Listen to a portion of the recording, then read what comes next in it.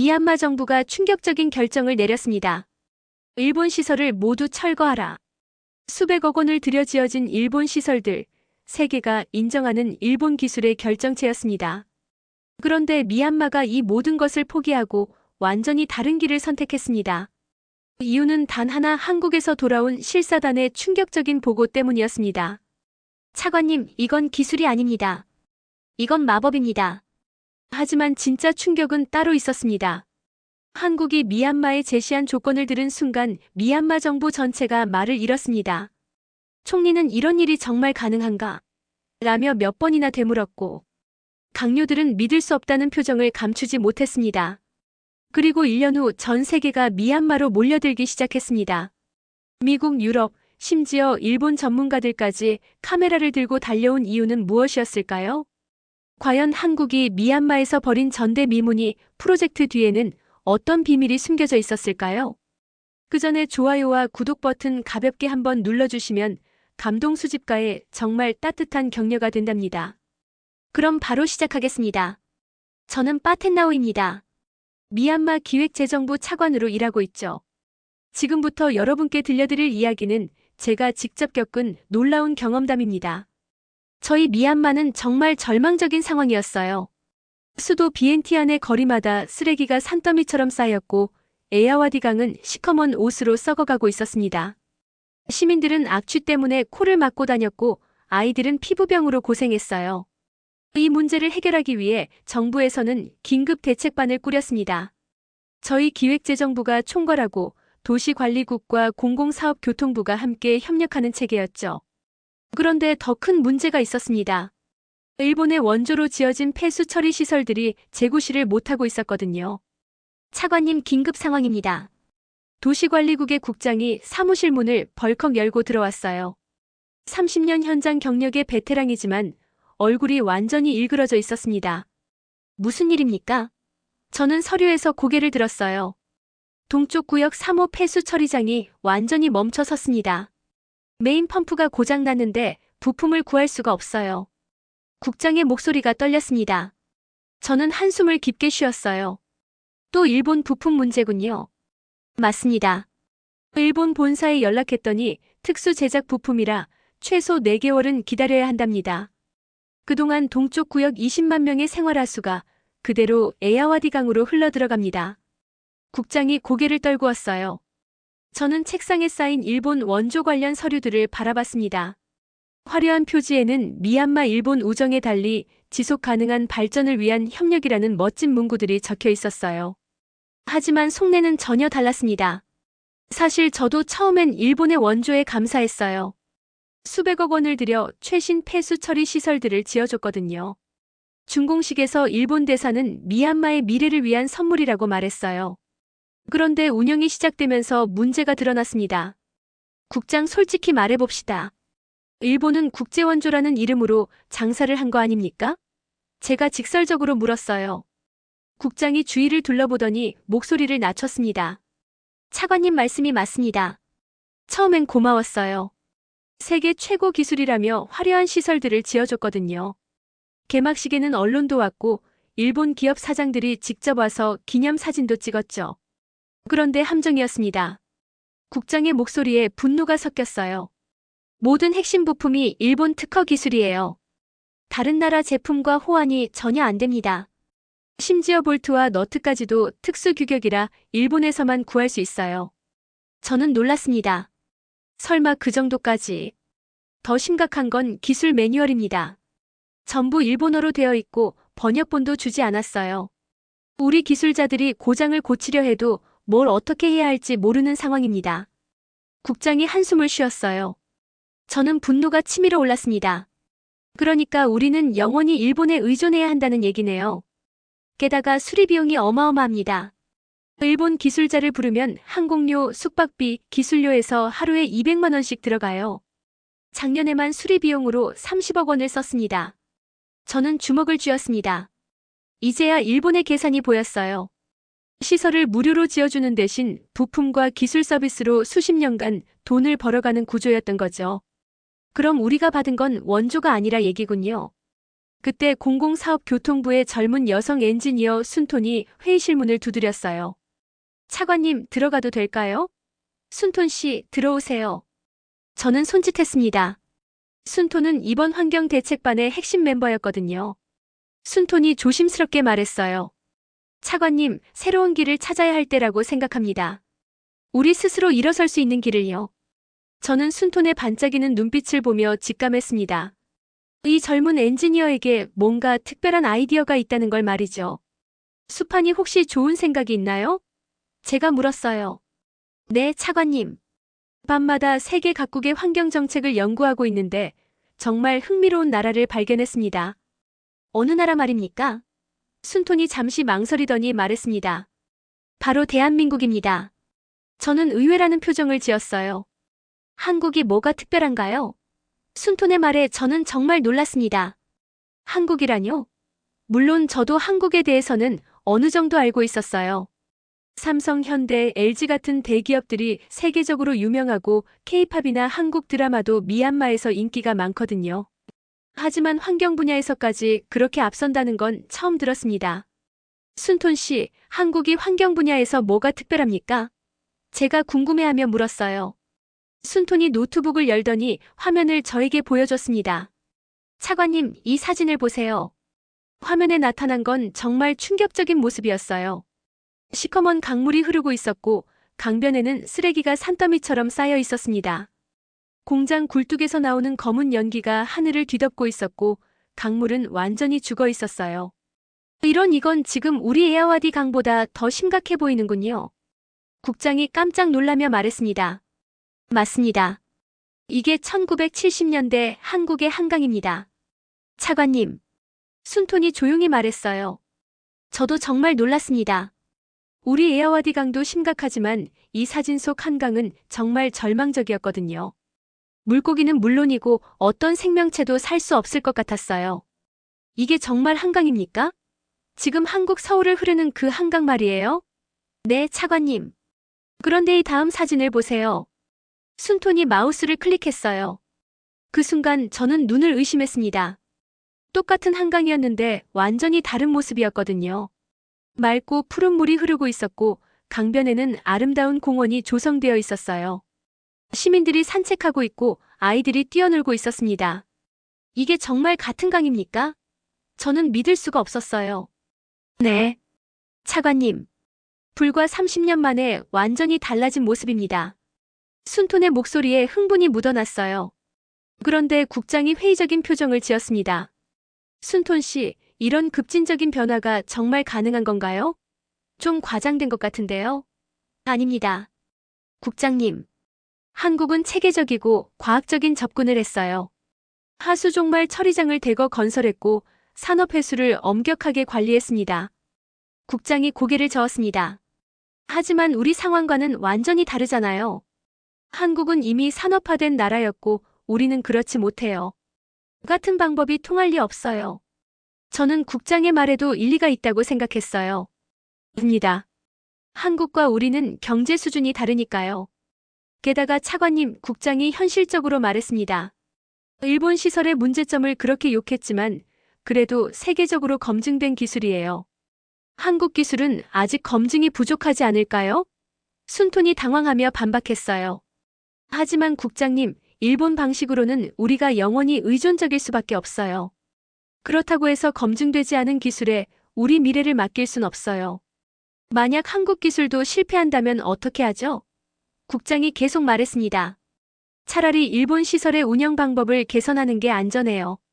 우리 기술자들도 조금씩 익숙해지고 있거든요. 순톤이 다른 자료를 보여줬습니다. 한국의 환경기술은 이제 세계 최고 수준입니다. 특히 스마트 도시 통합 환경 관리 시스템은 정말 놀라워요. 통합 환경 관리 시스템? 제가 물었어요. 단순히 폐수만 처리하는 게 아니라 도시 전체의 환경을 하나로 관리하는 시스템입니다. 국장이 의구심을 표했습니다. 그런 복잡한 시스템이 우리 미얀마에서 제대로 작동할까요? 우리 인프라로는 한계가 있을 텐데요. 하지만 한국은 사람을 키워주는 걸 가장 중시한다고 합니다. 상대국이 스스로 문제를 해결할 수 있게 만드는 거죠. 국장이 여전히 회의적이었습니다. 그런 말은 좋지만 현실적으로 과연 가능할까요?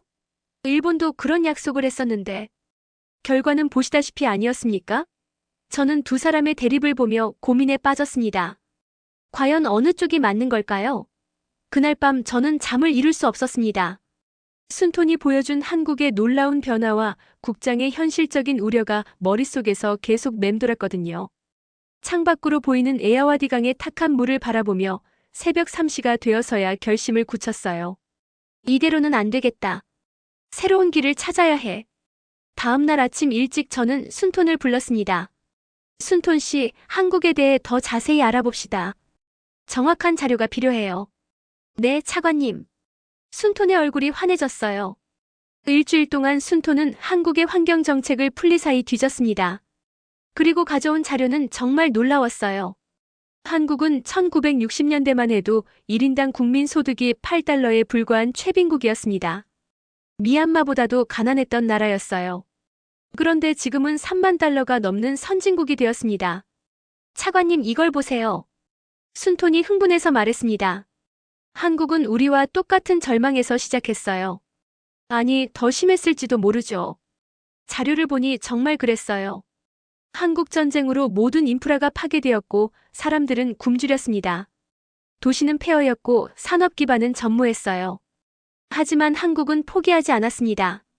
선진국의 기술을 그대로 가져다 쓰는 대신 배우고 익혀서 자신들만의 것으로 만들었어요. 정말 놀라운 건 이거예요. 순톤이 또 다른 자료를 보여줬어요. 한국은 실패를 두려워하지 않았어요. 수없이 시행착오를 겪으면서도 계속 도전했습니다. 저는 감탄했어요.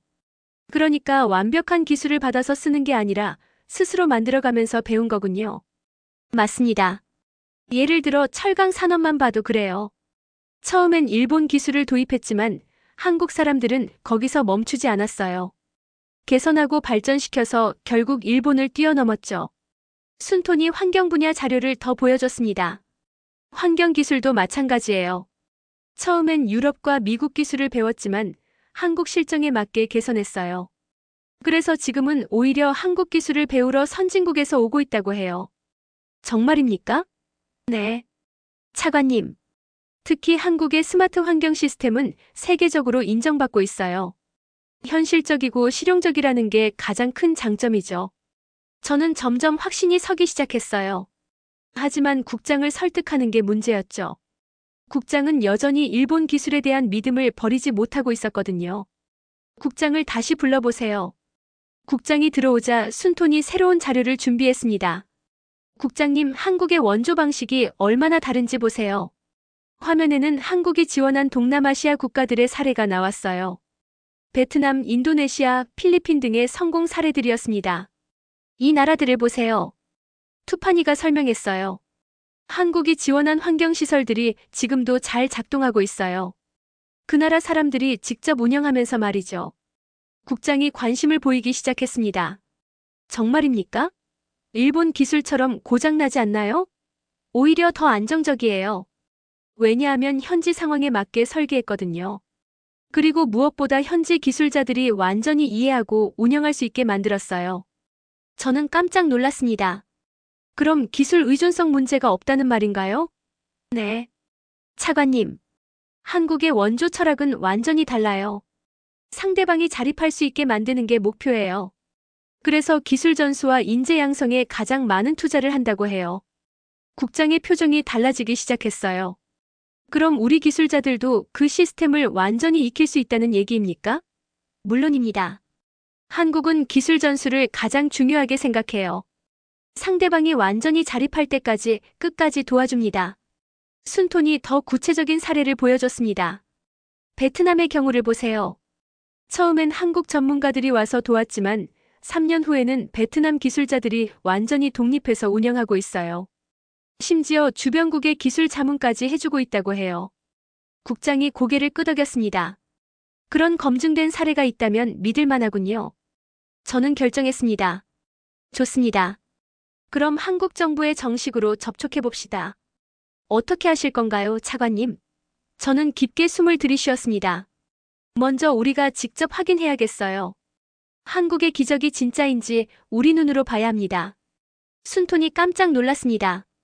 정말로 한국에 가시겠다는 말씀이세요? 네. 공식 실사단을 구성합시다. 국장님과 순톤 씨, 통역사, 그리고 저까지 포함해서요. 한국 정부에 공식 방문을 요청하겠습니다. 국장이 망설였습니다. 차관님, 한국에서 우리를 받아줄까요? 저는 단호하게 말했습니다. 국장, 우리는 더 이상 실패할 여유가 없어요. 한국이 정말 우리가 찾던 답인지 확인해 봅시다. 그들의 진심을 직접 확인하는 거예요. 그렇게 미얀마 정부 최초의 한국 환경기술 실사단이 꾸려졌습니다. 운명을 바꿀 프로젝트가 시작되려 하고 있었어요. 한국행 비행기에서 저는 떨리는 마음을 가을 수 없었습니다. 과연 한국이 순톤이 말한 대로 우리의 답이 될 수 있을까요? 3시간 반의 비행 후 인천공항에 도착하자 한국국제원조팀의 김상목 대표가 우리를 맞이했습니다. 김상목 대표는 온화한 인상이었어요. 값비싼 정장 대신 소박한 차림이었고 화려한 환영 행사도 없었습니다. 먼 길 오시느라 고생 많으셨습니다. 김상목 대표의 첫 인사는 의외로 소박했어요. 저희는 미얀마의 아픔을 누구보다 잘 이해합니다. 저희의 성공뿐만 아니라 저희가 겪었던 수많은 실패까지도 모두 보여드리겠습니다. 국장이 놀란 표정을 지었어요. 실패까지 보여주신다고요? 그게 무슨 의미입니까?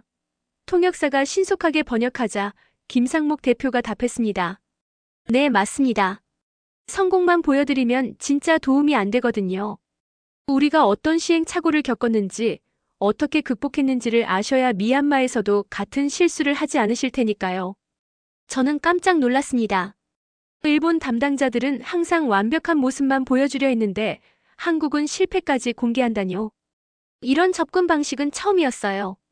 김상목 대표가 우리를 안내한 곳은 화려한 쇼룸이 아니었습니다. 경기도의 한 중소도시에 있는 통합환경관리센터였어요. 건물도 그리 크지 않았고 외관도 소박했습니다. 한 대표님, 혹시 잘못 오신 건 아닙니까? 국장이 실망감을 감추지 못했어요. 이런 하수처리 시설은 저희도 일본 지원으로 가지고 있는데요. 김상목 대표가 조용히 웃으며 말했습니다. 국장님, 겉모습에 속지 마세요. 진짜는 안에 있습니다. 중앙관제실에 들어서자 저는 할 말을 잃었어요. 거대한 스크린의 도시 전체가 한눈에 들어왔습니다. 하수 흐름, 폐기물 수거 차량의 실시간 위치, 각 처리 시설의 가동 상태까지 모든 게 실시간으로 표시되고 있었어요. 국장님, 이것은 단순한 하수 처리장이 아닙니다. 김상목 대표가 설명했어요. 도시의 모든 환경 데이터를 분석하고 예측하여 스스로 최적의 운영 방법을 찾아내는 스마트 통합 시스템입니다. 순톤이 감탄하며 물었습니다. 정말 놀랍습니다. 이게 바로 4차 산업혁명 기술인가요? 맞습니다. 인공지능과 빅데이터 사물 인터넷이 결합된 시스템이죠. 김상목 대표가 자세히 설명했어요. 그때 갑자기 스크린 한쪽에 노란색 경고등이 깜빡였습니다. 3구역 유기물 농도 급증 예상이라는 문구가 떴어요. 저게 뭡니까? 저는 궁금했습니다. 폭우로 인한 오수 유입을 시스템이 미리 예측한 겁니다. 김상목 대표가 답했어요. 보세요. 지금부터 어떻게 대응하는지 지켜보십시오. 그러자 관제실의 젊은 한국 엔지니어들이 침착하게 움직이기 시작했습니다. 컴퓨터를 조작해서 처리 용량을 조절하고 다른 구역으로 부하를 분산시켰어요. 모든 과정이 불과 3분 만에 끝났습니다. 국장이 충격에 휩싸였어요. 이럴 수가. 일본 시설은 문제가 터진 뒤에야 겨우 수습했는데 이곳은 문제가 생기기도 전에 먼저 대응하고 있어. 맞습니다. 김상목 대표가 고개를 끄덕였어요. 예측과 예방이 핵심입니다. 문제를 기다리는 게 아니라 미리 막는 거죠. 저는 감탄했습니다. 정말 놀랍습니다. 이게 바로 살아있는 시스템이군요.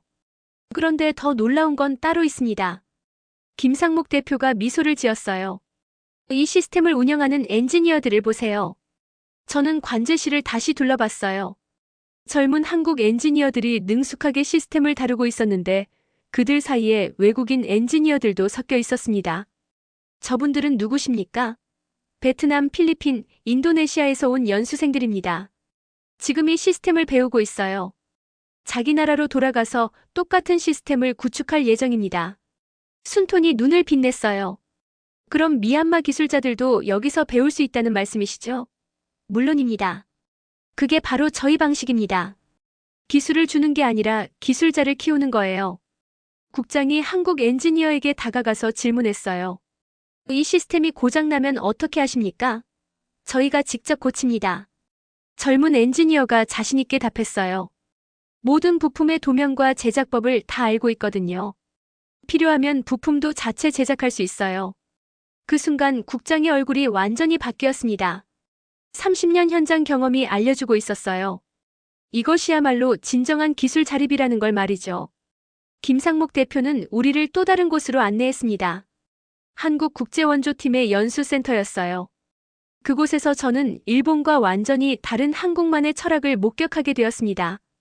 연수센터 교육장에는 아시아, 아프리카 등 다양한 개발, 도상국에서 온 공무원들이 한국 전문가들과 함께 머리를 맞대고 있었어요.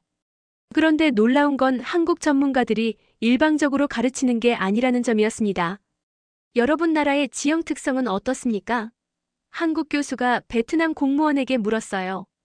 저희는 에아와디강 델타 지역이라 습지가 많습니다. 베트남 공무원이 답했죠. 그럼 우리가 준비한 표준 모델로는 안 되겠네요. 습지 특성에 맞는 새로운 방식을 함께 찾아봅시다. 저는 깜짝 놀랐습니다. 일본은 완성된 매뉴얼을 주고 그대로 따르라고 했는데 한국은 각 나라 상황에 맞춰 새로 만들고 있었어요. 국장이 입을 다물지 못했습니다. 일본은 우리에게 완성된 매뉴얼을 주었지만 이들은 우리에게 스스로 매뉴얼을 쓰는 법을 가르치고 있어. 그때 한 한국 한인 연구원이 국장에게 다가와 정중히 고개를 숙였어요. 국장님, 저희가 분석한 데이터입니다. 하지만 이 숫자들보다 30년간 현장을 지켜오신 국장님의 경험이 훨씬 더 소중합니다. 저희가 많이 배우겠습니다. 그 순간 국장의 마음속에서 무언가 무너져 내렸습니다. 일본에서는 그저 원조를 받는 수혜자였던 국장이 한국에서는 존경받는 전문가이자 파트너가 된 거예요. 차관님, 국장이 저에게 조용히 다가왔습니다. 제가 틀렸던 것 같습니다. 우리가 가야 할 길은 이곳에 있었습니다. 김상목 대표가 우리를 별실로 안내했어요. 차관님, 솔직히 말씀드리겠습니다. 한국도 처음엔 많은 실패를 했어요. 어떤 실패 말입니까? 1970년대 우리도 선진국 기술을 그대로 가져다 썼습니다. 하지만 한국 현실과 맞지 않아서 대부분 실패했어요. 그래서 깨달은 게 있습니다. 김상목 대표가 진지하게 말했습니다. 기술은 그 나라 사람들이 이해하고 활용할 수 있어야 진짜 기술이라는 걸 말이죠. 그래서 우리는 미얀마의 한국 기술을 그대로 이식하는 게 아니라 미얀마 실정에 맞는 새로운 기술을 함께 만들고 싶습니다. 순톤이 눈을 빛냈어요. 그럼 미얀마만의 독특한 환경 시스템을 만들 수 있다는 말씀이시죠? 그렇습니다. 미얀마의 기후, 지형, 경제 수준을 모두 고려한 맞춤형 시스템을 설계할 거예요. 그리고 가장 중요한 건 뭡니까? 미얀마 기술자들이 완전히 이해하고 스스로 개선할 수 있는 시스템으로 만드는 겁니다. 10년 후에는 미얀마가 주변국의 기술을 전수할 수 있을 정도로 말이죠. 저는 전율을 느꼈습니다. 이것이야말로 진정한 기술 원조였어요. 물고기를 주는 게 아니라 물고기 잡는 법을 가르치는 것 아니, 더 나아가 각자의 바다에서 가장 좋은 낚시법을 함께 개발하는 것이었습니다. 한 대표님, 정말 그런 게 가능합니까? 저는 조심스럽게 물었어요. 물론입니다.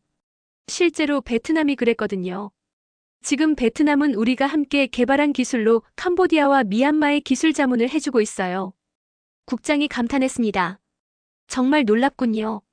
그럼 우리 미얀마도 언젠가는 에아와디강 유역의 환경기술 허브가 될 수 있을 겁니다. 김상목 대표가 확신에 찬 목소리로 말했어요. 한국에서의 마지막 밤 저는 호텔방에서 창밖을 바라보며 생각에 잠겼습니다. 한강이 야경에 반짝이고 있었어요. 불과 50년 전만 해도 죽음의 강이었던 그 강이 이제는 시민들의 휴식처가 되어 있었습니다. 우리도 할 수 있다. 저는 혼잣말을 했어요. 외강도 다시 살릴 수 있어. 다음 날 아침 귀국길에 오르며 저는 마음을 굳게 먹었습니다. 미얀마로 돌아가면 즉시 정부 최고 위급 회의를 소집해서 한국과의 협력을 공식 제안하겠다고 말이죠. 미얀마로 돌아온 저는 즉시 총리께 긴급 보고를 요청했습니다.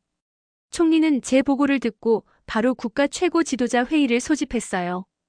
회의실에는 총리를 비롯해 각 부처 장관들이 모였습니다. 저는 한국에서 본 것들을 생생하게 보고했어요. 존경하는 지도자 여러분, 우리는 길을 찾았습니다. 저의 목소리는 확신에 차 있었어요. 일본의 방식은 우리에게 물고기를 주었지만 한국의 방식은 우리에게 바다를 만드는 법을 가르쳐 줄 것입니다. 총리가 관심을 보였습니다. 구체적으로 어떤 차이가 있습니까? 한국은 기술뿐만 아니라 실패의 경험과 자립의 의지까지 나누어 줄 준비가 되어 있었습니다. 그들은 우리를 수혜자가 아닌 진정한 파트너로 대해요. 저는 한국에서 찍은 사진들을 보여주며 계속 설명했습니다. 한국의 스마트 환경 시스템은 단순히 폐수를 처리하는 게 아닙니다. 도시 전체를 살아있는 유기체처럼 관리하는 거예요.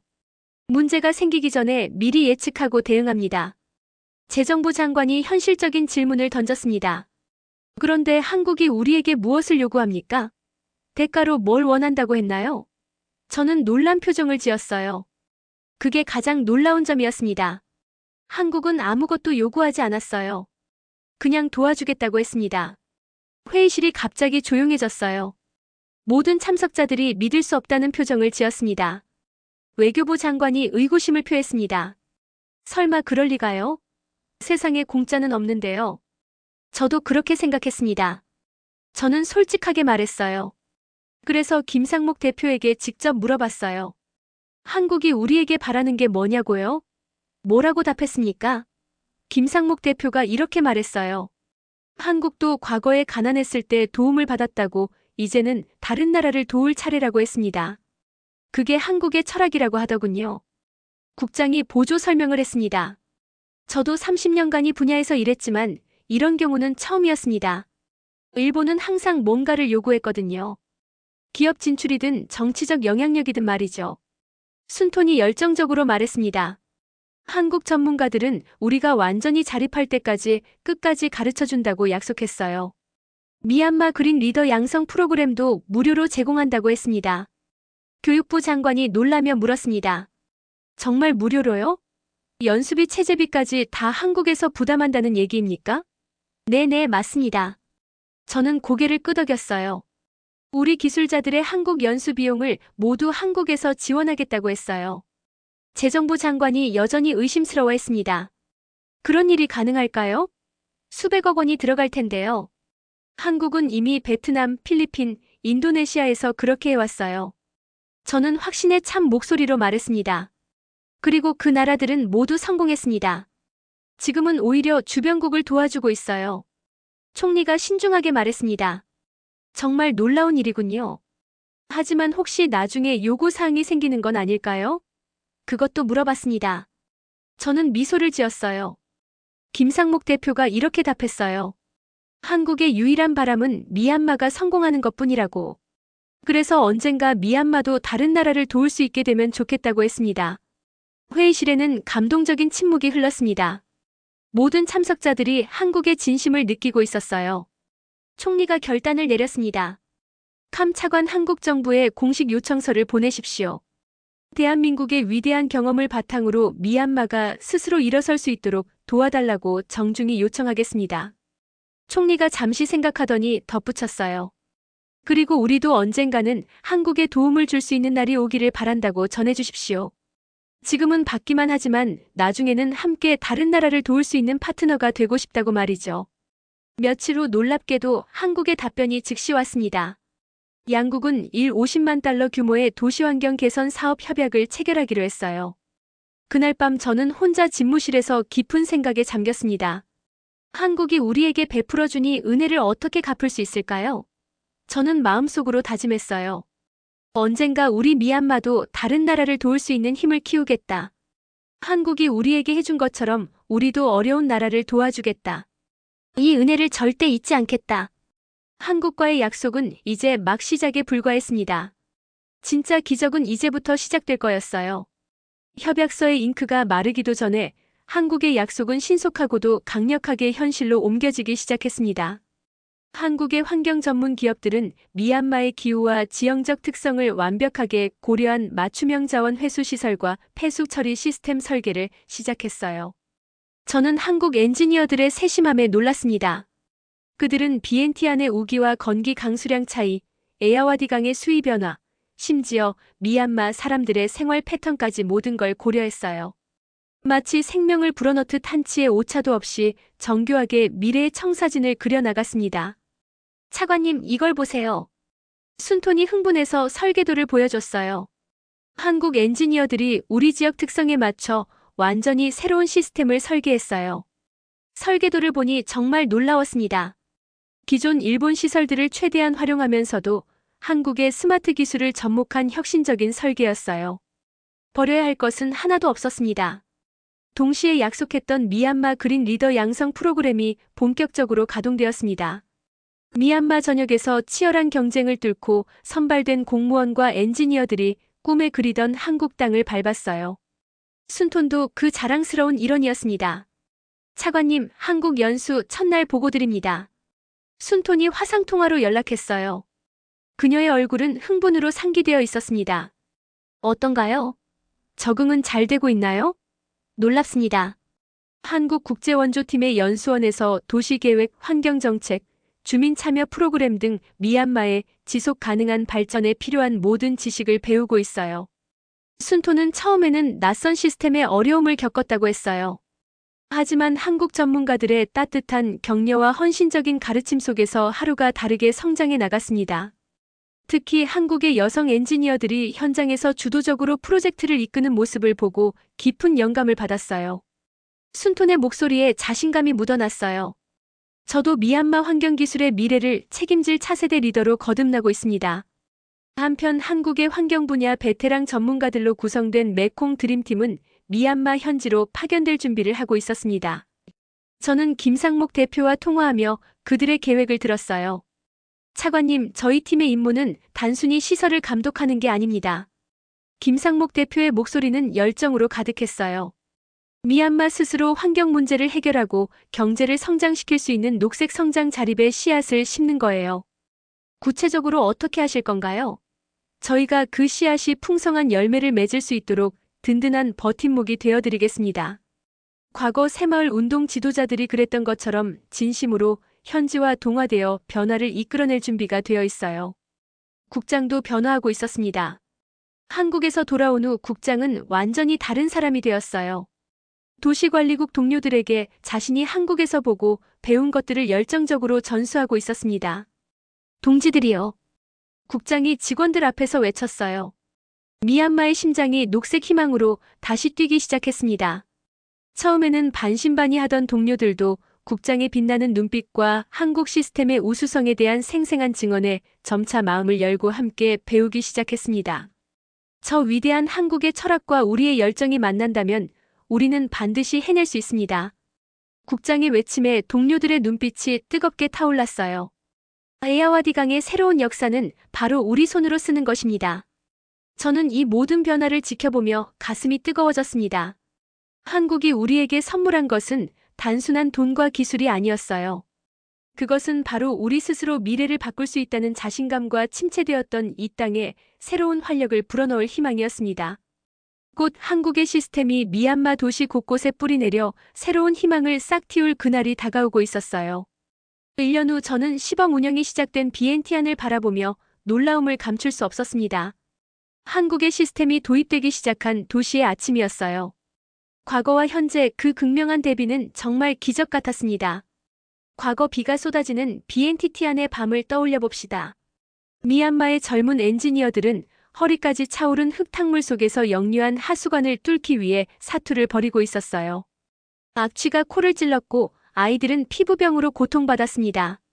시장 상인들은 흙탕물에 잠긴 상품들을 보며 망연자실했죠. 그것이 미얀마의 지긋지긋한 일상이었습니다. 또 막혔네. 젊은 엔지니어가 비명을 질렀어요. 이번엔 어디서 역류한 거야? 그들은 손전등을 들고 하수구에 기어들어가야 했습니다. 장비도 제대로 맨손으로 막힌 파이프를 뚫어야 했어요.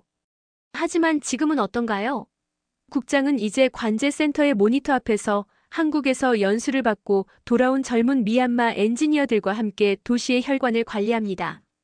시범 구역에서는 지난밤 폭우가 쏟아졌지만 더 이상 거리가 침수되지 않았어요.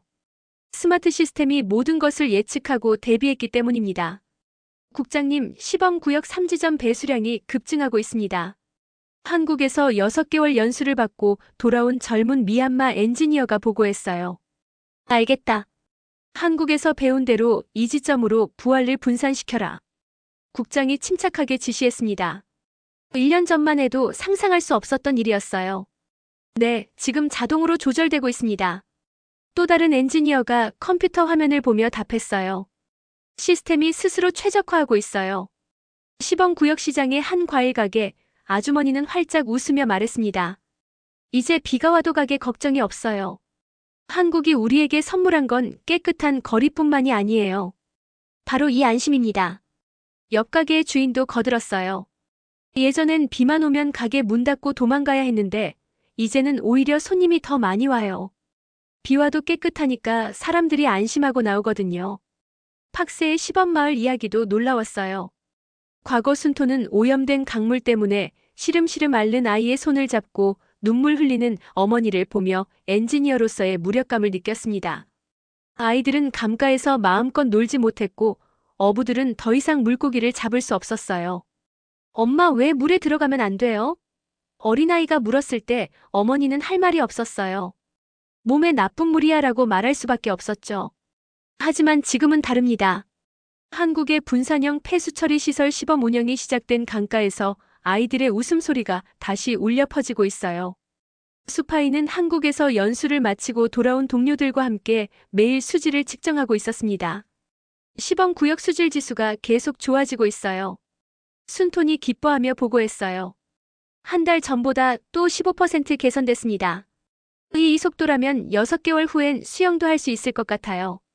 한 늙은 어부는 맑아지기 시작한 강물을 바라보며 감회에 젖었습니다. 내 평생 이 강이 다시 살아나는 걸 볼 줄이야. 한국 사람들은 우리에게 강물만 돌려준 게 아니요. 우리의 삶, 우리 아이들의 미래를 돌려주었소. 어부의 손자가 뛰어와서 말했어요. 할아버지, 오늘 물고기 진짜 많이 잡혔어요. 옛날 할아버지가 말씀하신 그 큰 물고기도 봤어요. 저는 집무실 창밖으로 펼쳐진 도시를 바라보며 조용히 중얼거렸습니다. 시범구역에서는 이미 변화가 시작되고 있었고 곧 전체 도시로 확산될 예정이었어요. 이제 곧 저 도시를 우리 젊은이들이 직접 계획하고 관리하겠지. 저는 혼잣말했습니다. 한국이 우리에게 선물한 것은 단순한 돈과 기술이 아니었다. 그것은 바로 우리 스스로 미래를 바꿀 수 있다는 자신감과 침체되었던 이 땅에 새로운 활력을 불어넣을 희망이었다. 제 입가에는 오랜 수건을 이룬 자의 깊은 만족감이 잔잔히 번졌습니다. 창밖으로 보이는 에아와디 강의 물빛도 예전보다 맑아 보였어요. 이것은 더 이상 먼 미래의 꿈이 아닙니다. 오늘도 한국의 전문가들은 미얀마 현지에서 미얀마 공무원들과 함께 땀 흘리며 새로운 녹색 정책을 만들고 있어요. 한국에서는 또 다른 나우스 연수생들이 자국의 미래를 바꾸기 위해 뜨거운 열정으로 공부하고 있습니다. 시범 운영에서 성공을 거둔 비엔티안을 넘어 방비행으로, 팍세를 넘어 타켓으로 한국의 시스템은 미얀마 전역으로 퍼져나갈 예정입니다. 이것은 회성 원조가 아닌 진정한 동반자로서 함께 걷는 위대한 여정이에요. 그 감동의 이야기는 국경을 넘어 전 세계로 퍼져나가 대한민국의 국격을 드높이며 새로운 신화를 창조하고 있습니다. 미얀마와 한국 두 나라가 함께 만들어가는 기적의 이야기가 바로 지금도 계속되고 있어요. 이것이 바로 대한민국입니다. 조용히 그러나 확실하게 세상을 변화시키는 나라. 한때 우리도 도움이 필요했던 시절이 있었습니다. 그리고 지금은 우리가 다른 나라의 희망이 되어주고 있습니다. 미얀마의 에아와디 강이 다시 맑아지는 모습을 보며 문득 한강을 떠올렸습니다. 우리 또한 절망에서 희망으로, 가난에서 풍요로, 어둠에서 빛으로 걸어온 길이었습니다. 그 경험이 있었기에 미얀마의 아픔을 누구보다 깊이 이해할 수 있었던 것 아닐까요? 기술을 전수하는 것이 아니라 꿈을 심어주는 것, 시설을 지어주는 것이 아니라 미래를 함께 그려나가는 것. 이것이 우리가 배워온 진정한 나눔의 의미였습니다. 오늘도 어딘가에서 한국의 손길을 기다리는 나라들이 있을 것입니다. 그리고 우리는 묵묵히 그러나 따뜻하게 그들과 함께 걸어갈 것입니다. 받은 사랑을 되돌려주는 것. 그것이 바로 우리가 가야 할 길이니까요. 오늘도 긴 시간 함께 해주셔서 진심으로 감사드립니다. 더 좋은 이야기로 다시 찾아뵐 수 있도록 구독과 좋아요 눌러주시면 큰 힘이 됩니다. 지금까지 감동수집가였습니다.